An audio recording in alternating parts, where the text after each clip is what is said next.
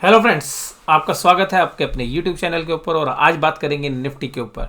Nifty, bank Nifty और कल कैसी होगी एक्सपायरी, इस पे हम चर्चा करने जा रहे हैं विशेष।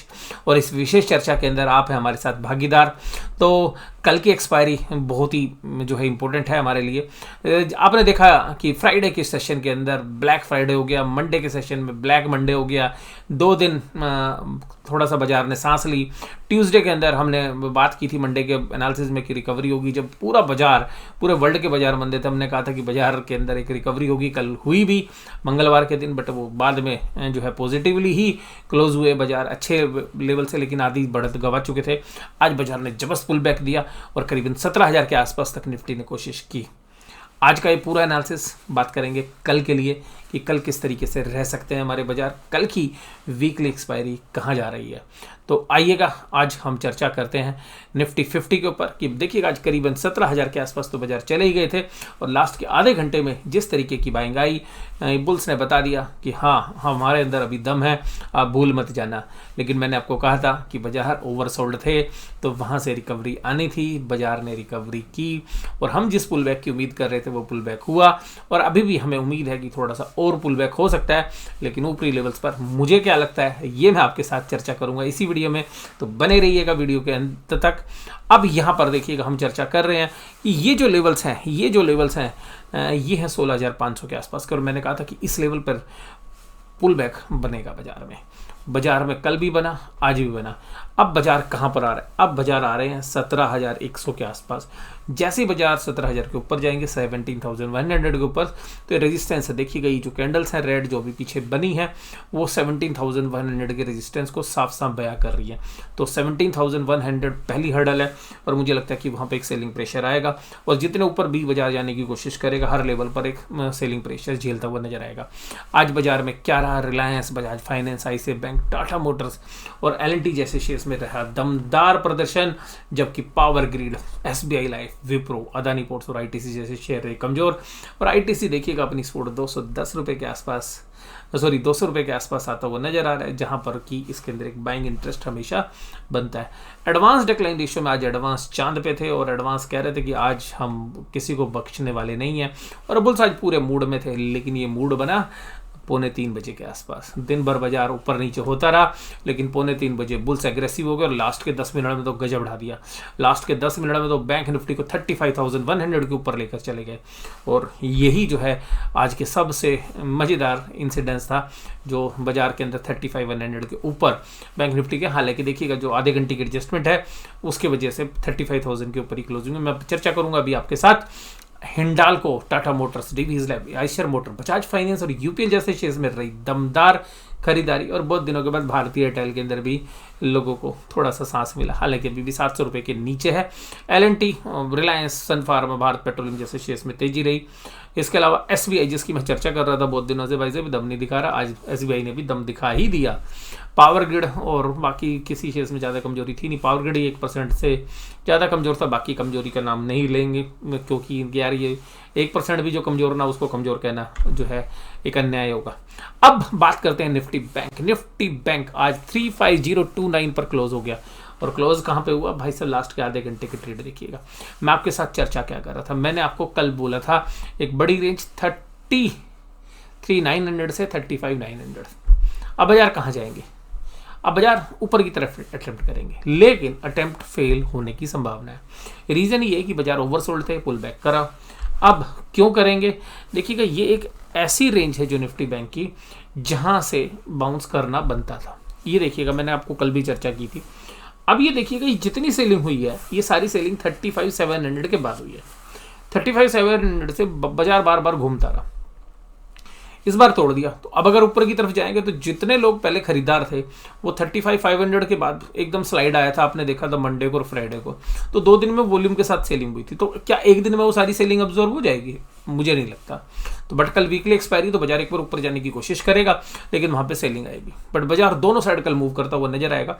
मुझे लगता है कि बुल्स और बियर्स दोनों इस बात के लिए सहमत हो जाने चाहिए कि 35,000 पर क्लोजिंग कर ली जाए, क्योंकि ऑप्शंस के अंदर जो 34,000 तक बाजार गया था मंडे को, तो वहाँ के ऑप्शंस वाले 1000 पॉइंट तक भी अगर लॉस लेंगे तो भी जो है 35,000। और अगर BS, क्योंकि अभी ताकत है BS में, जब हम FNO एनालिसिस करेंगे FIs के डेटा को तो आपको समझ में भी आएगी। तो कुल मिलाकर मुझे लगता है कि कल बाजार फिर ऊपर जाने चाहिए और ऊपर जाते के साथ सेलिंग जो आनी चाहिए। और अगर बाजार ऊपर नहीं जाते हैं तो हो सकता है सुबह से ही आपको सेलिंग देखने के लिए मिल जाए। बट क्योंकि आज की क्लोजिंग काफ़ी अच्छी है तो हम उम्मीद कर सकते हैं कि अच्छी ओपनिंग हो, और अच्छी ओपनिंग के बाद एक वोलेटाइल सेशन दोनों साइड मूव करते हुए नजर आने चाहिए।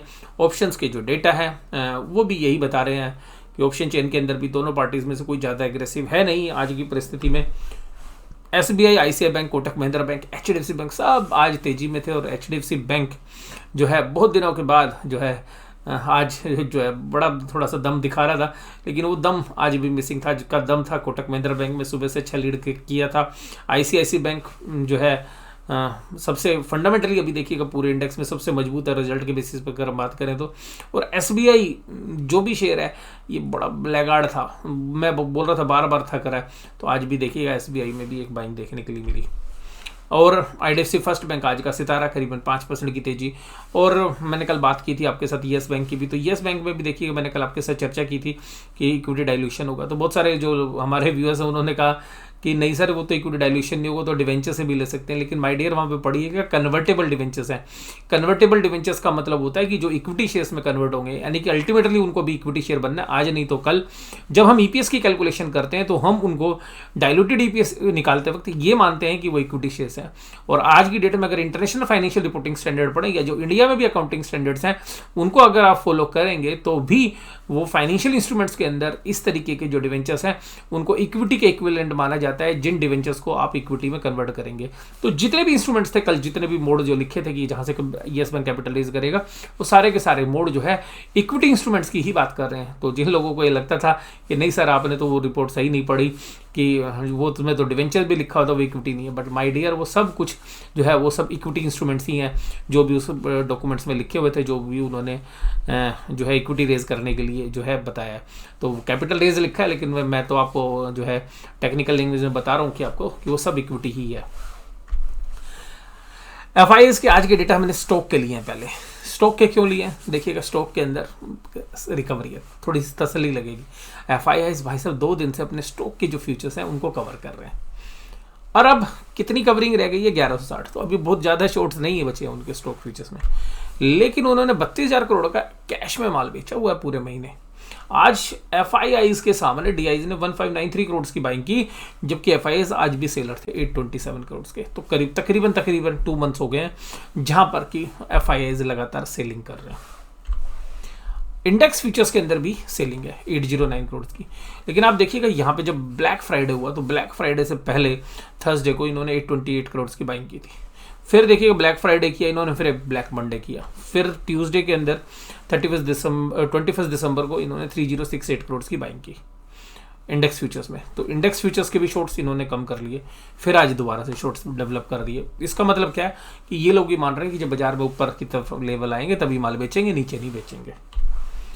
अब पुट कॉल रेशियोज तो देखिएगा न्यूट्रल है, इसमें ज़्यादा कुछ है नहीं। अब देखिएगा ऑप्शन चेन के डेटा। ऑप्शन चेन के अंदर देखिएगा 17,000 निफ्टी के अंदर कॉल अनवाइंडिंग होगी, लेकिन 99,000 कॉन्ट्रैक्ट अभी भी लिखे हुए हैं। कॉल राइटर अभी भी एग्रेसिव है 17,000 की कॉल के अंदर, जबकि पुट के अंदर 35,000 है। तो इसका मतलब क्या है यार, ये 99,000 कॉल लिख के बैठे हैं, 17,100 में भी 10,000 आज और ऐड कर दिए। तो आपको लगता है कि क्या है 17,100 पार करने देंगे? तो जैसे कल 17,100 के आसपास बाजार जाने की कोशिश करेगा, आपको एक एग्रेसिव सेलिंग देखने के लिए मिलनी चाहिए, ऐसा मुझे लगता है अगर बाजार ऊपर की तरफ जाते हैं तो। अब अगर पुट कॉल रेशो के हिसाब से ऑप्शन चेन अगर बैंक निफ्टी में देखें तो बैंक निफ्टी में देखिएगा 35,000 पे बराबरी का मामला है। 69,000 कॉन्ट्रैक्ट्स कॉल के अंदर है, पुट के अंदर 58,000 है। और राइटिंग आज हुई है पुट के अंदर, तो एक बार बेस देने की कोशिश तो किया, पहली बार बहुत दिनों के बाद 35,000 पर इतनी अच्छी पुट राइटिंग हुई है, यानी कि बैंक निफ्टी में बुल्स थोड़े से एग्रेसिव होने की कोशिश कर रहे हैं। लेकिन अगर आप 34,900 में देखेंगे, 34,800 में देखेंगे, 34,700 में जबरदस्त पुल जो है पुट राइटिंग हुई है। इसका मतलब है कि सारे लोग ये मान के बैठे हैं कि 35,000 को नहीं तोड़ने देंगे बाजार को। तो पुट राइटर एग्रेसिव है, जबकि वहाँ पर आप देखेंगे तो निफ्टी के अंदर कॉल राइटर एग्रेसिव है। तो निफ्टी के अंदर तेजी नहीं करने देना चाह रहे, लेकिन बैंक निफ्टी में थोड़ा सा सांस लेने जो है दे सकते हैं, क्योंकि जो कॉल राइटिंग है वो फिर 35,200 पर है 47,000 कॉन्ट्रैक्ट्स जो टोटल, जहाँ पे 13,000 कॉन्ट्रैक्ट है। तो हो सकता है कि यहाँ तक बाजार को जाने दे, फिर 12,000 कॉन्ट्रैक्ट, लेकिन जैसे ही यहाँ पर बाजार जाएगा तो फिर एक सेलिंग शुरू हो जाएगी, जो मैंने भी आपके साथ चार्ट में बात की। 35,500 पे 11,000 है, तो हो सकता है कि बाजार एक बार 35,500 तक भी जाने दे सकता है। लेकिन कल एक्सपायरी, लेकिन उसके बाद देखिएगा सेलिंग आ जाएगी, क्योंकि जो लोग पुराने फंसे हुए हैं ब्लैक मंडे और ब्लैक फ्राइडे वाले लोग, वो यहाँ पर एग्रेसिवली जो है सेलर्स बन जाएंगे। कुल मिलाकर आज के एनालिसिस से मैं एक ही चीज़ आपको बता दूं कि कल बाजार सेल ऑन राइज हमें लगते हैं। हमें लगता है कि निफ्टी के अंदर 17,000 के आसपास क्लोजिंग हो सकती है। 17,100 को पार कर देना बड़ा मुश्किल है। अगर 17,100 पार हो गया और 1 घंटे बाजार 2 घंटे टिक गया, तो ही फिर कोई शॉर्ट कवरिंग ही जो है कुछ उम्मीद जगा सकती है, जिसकी संभावना मुझे बहुत कम लगती है। मुझे लगता है कि बाजार 17,000 के आसपास या 17,000 से नीचे ही शायद कल निफ्टी क्लोज हो। बैंक निफ्टी के अंदर अगर हम बात करें तो ऑप्शन चेन की डेटा ये कह रहे हैं कि 35,000 पे अच्छी पुट राइटिंग हुई है, 34,800 पे 900 पे अच्छी राइटिंग हुई है, लेकिन वहीं पर 35,300 और 35,500 पे भी अच्छी राइटिंग है। तो उधर अगर बाजार जाता है तो वहाँ से एक सेलिंग प्रेशर आ सकता है। मुझे लगता है कि निफ्टी बैंक भी 35,000 के हेर फेर में ही क्लोज होना चाहिए। लेकिन निफ्टी बैंक के अंदर क्योंकि ओमिक्रॉन के जो असर्स हैं वो इकोनॉमिक ग्रोथ के ऊपर पड़ सकते हैं, क्योंकि ओमिक्रॉन का जो असर है, वो जो स्प्रेड है वो बहुत तेज़ी से फैल रहा है। और उसके बाद देखिएगा फाइज लगातार सेलर है, ओवरसोल्ड बाजार था, पुल बैक हो गया, तो अभी हम कोई बहुत बड़ी तेज़ी तो उम्मीद नहीं कर रहे हैं। तो मुझे भी ऐसा लगता है कि कल अगर राइज होता है तो सेल ऑन राइज की ही मार्केट रहेगी, बशर्ते कि कहीं आज जो है ब्लैक फ्राइडे कर चुके हैं, ये ब्लैक मंडे कर चुके हैं, ब्लैक थर्सडे ना करने की कोशिश करें। बट ब्लैक थर्सडे होने की संभावना मुझे बहुत कम लग रही है, क्योंकि जो बाजार पुल बैक कर चुका है अब, तो ऊपर ही वो माल बेचेंगे FIIs भी, या जो भी माल बेचने वाले हैं वो क्यों अपना माल सारा नीचे बेचेंगे।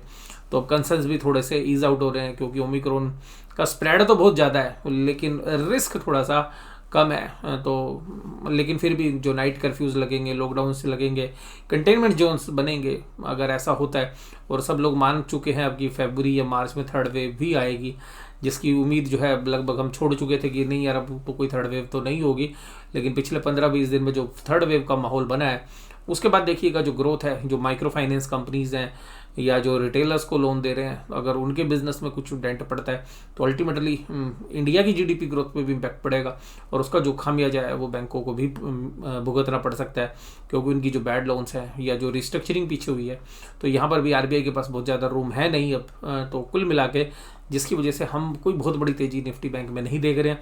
और निफ्टी बैंक में वैसे भी देखिए कि 35,700 800 के आसपास एक अच्छा खासा रेजिस्टेंस है, तो 500-700 पॉइंट अगर चल गया तो मुझे लगता है कि बड़े स्मार्ट प्लेयर उसको सेल करने के लिए यूज़ करेंगे, बजाय के जो है कुछ और एक्शन लेने के।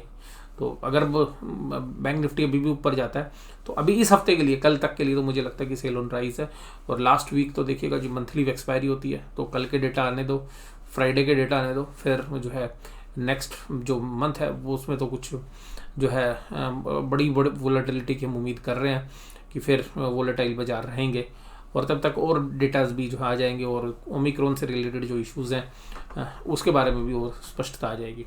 तो आज की चर्चा देखिएगा यहीं पे समाप्त करते हैं। वीडियो देखने के धन्यवाद। Thank you very much.